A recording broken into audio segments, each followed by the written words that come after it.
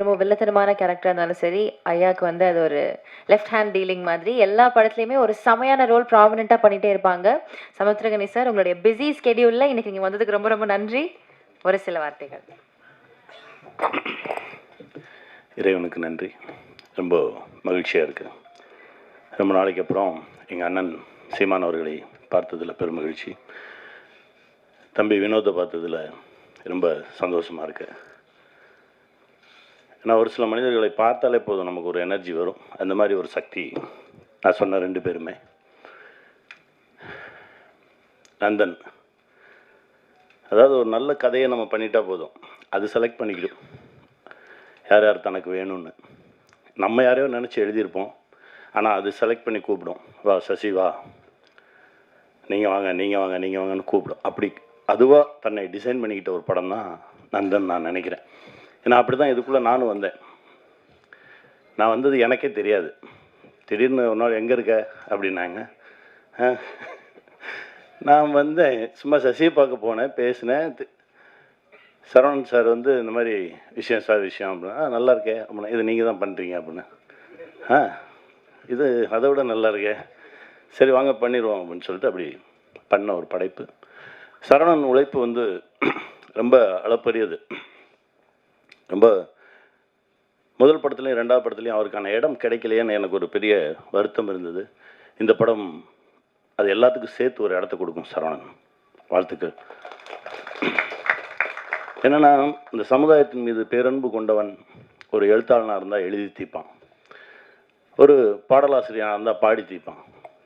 ஒரு படைப்பாளியாக இருக்கும்போது தன்னுடைய கோபத்தை படைப்பில் தான் காட்ட முடியும். நிறைய நிஜங்களை பேசக்கூடிய ஒரு படைப்பு. அப்படி இருந்தது. படம் பார்த்துட்டு அப்படியே வெளியே வரும்போது ஒரு மாதிரி ஆயிடுச்சு. எனக்கெல்லாம் அண்ணனை அவ்வளோ பிடிக்கும். நாங்கள் 2 பேரும் சின்ன குழந்தைங்க மாதிரி கொஞ்சம் விளையாடிட்டு இருப்போம். ஆனால் அவர்கிட்ட பேசவே இல்லை. நான் இன்றைக்கி தான் பார்த்தேன். அவ்வளோ கோபம் வந்துருச்சு. அது வந்து அது ஒரு நடிகராகவும் இந்த கதை அந்த தாக்கத்தை நம்மளை உண்டாக்கி இருக்கிறது அப்படின்றது தான் ஒரு பெருமகிழ்ச்சி எனக்கு. சசி வந்து ஏன்னா அவன் கூடவே இருந்திருக்கேன், அவனை அப்படி பார்த்துருக்கேன், அவனை பொத்தி பொத்தி பார்த்துக்கிறவன் நான். ஆனால் திரையில் அதாவது ஒரு ஃபைட்டர்ஸ் அடித்தா கூட அடிக்கிற மாதிரி நடிப்பாங்க. ஆனால் நிஜமான ஆட்களுக்கு நடுவில் விட்டுட்டோம்னு வச்சுக்கோங்களேன், அவங்க நடிக்கிறன்ற பேரில் அடித்தே கொண்டுருவாங்க. அதுதான் நடந்திருக்கு. அது ஒரு காட்சி, என்னால் அது இப்போ கூட அது நினச்சா கூட ஒரு மாதிரி படபடப்பாக வரும். அந்த மாதிரி ஒரு காட்சி. அது உண்மையிலே சசி வந்து நந்தனுக்கு முன் நந்தனுக்கு பின் அப்படின்ற மாதிரி ஒரு தளம் சசி கிடைக்கும். தம்பி, நீ பட்ட கஷ்டத்துக்கு எல்லாமே இந்த பிரபஞ்சம் ஒரு நல்ல பலனை கொடுக்கும். ஸ்ருதி, நீங்கள் எவ்வளோ கஷ்டப்பட்டிருந்தாலும் சரி, அந்த ஒரு ஷாட் போதும். ட்ரெய்லரில் வந்துச்சு பாருங்கள், தமிழகமே எழுந்து உங்களுக்காக கைத்தட்டுமா, வாழ்த்துக்கள். ஏன்னா அவரை மிதிக்கும் போது நான் எந்திரிச்சு கைத்தட்டினேன். ஏன்னா அது தேவையான ஒரு இடம், அற்புதமான ஒரு இடத்துல அமையணும் ஒரு சில விஷயங்கள். அது அமைஞ்சிருக்கு. இதை கொண்டு போய் ஜனங்கக்கிட்ட எப்படி வைக்க போகிறோம் அப்படின்ற ஒரு கேள்வி எனக்கு எப்போவுமே இருக்கும். ஏன்னா ஒரு வருஷத்தில் ஒரு 52 வாரம் இருக்குது. இந்த 52 வாரத்தில் ஒரு 7-8 பெரிய படங்கள் ரொம்ப நீ யாரும் வந்துடாதீங்கன்னு மறிச்சிடுவாங்க. உங்களுக்கு தெரியும். அந்த பெரிய படம் வந்தால் 2 வாரத்துக்கு வேறு எந்த படமும் வரக்கூடாதுன்றவாங்க. அந்த மீதி இருக்க நேரத்தில் தான் பாவம் 7-8 படங்கள் வந்து விழுந்து அதில் நல்ல படங்கள் சிதைக்கப்பட்டு எங்கெங்கேயோ போய் ஏதோ நடந்து ஒரு 200 படம் ஒரு வருஷத்துக்கு ரிலீஸ் ஆகுது அப்படின்னா, ஒரு 20 படம் ஓடுது அப்படின்னா, அதில் ஒரு 10 படம் கமர்ஷியல் படமாக இருக்கும், ஒரு 10 படங்கள் இந்த மாதிரி ஒரு நல்ல படங்களாக இருக்கும். அந்த நல்ல படங்களை காக்கக்கூடிய ஒரு மனிதர் வேணும் அப்படின்னு நினைக்கும்போது தான் அண்ணன் ரவி அண்ணா உள்ளே வந்திருக்காருனாங்க. ரொம்ப சந்தோஷமாக இருந்தது. அண்ணா ரொம்ப மகிழ்ச்சி. இந்த படத்தை சரியாக கொண்டு போய் ஜனங்கிட்ட வைங்க. ஏன்னா இது அங்கே நடக்குது இங்கே நடக்குது, இந்த காலத்துலையும் இப்படியெல்லாம் நடக்குது அப்படிலாம் பேசிக்கிட்டு இருப்பாங்க. இந்த காலத்தில் தான் நடந்துகிட்டு இருக்கு, இன்னும் நடக்கும்.